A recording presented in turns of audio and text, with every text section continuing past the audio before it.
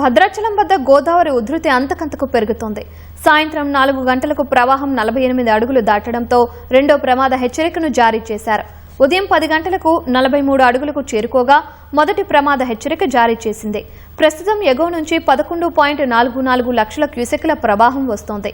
స్నాన ఘట్టాలు, కళ్యాణకట్ట పరిసరాలు వరద గుప్పిట్లో చిక్కుకున్నాయి.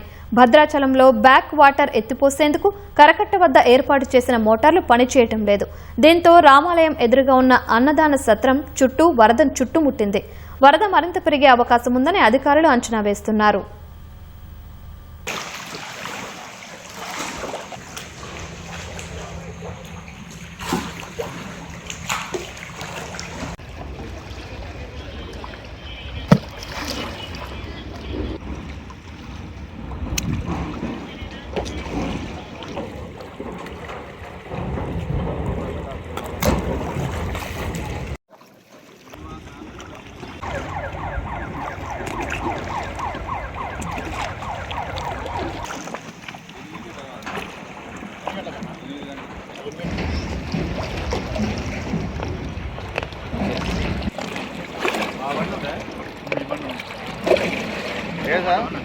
ఎట్లా నా పరిస్థితి కాదు, నువ్వు స్టేషన్లో ఉన్నావా?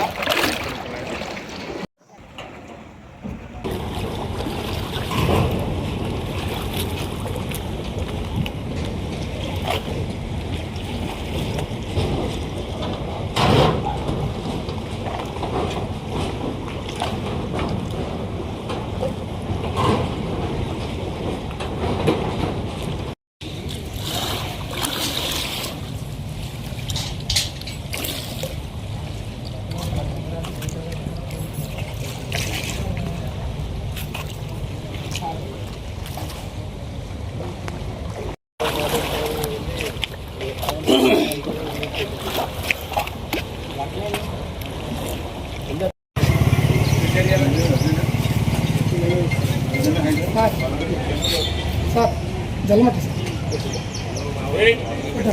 సార్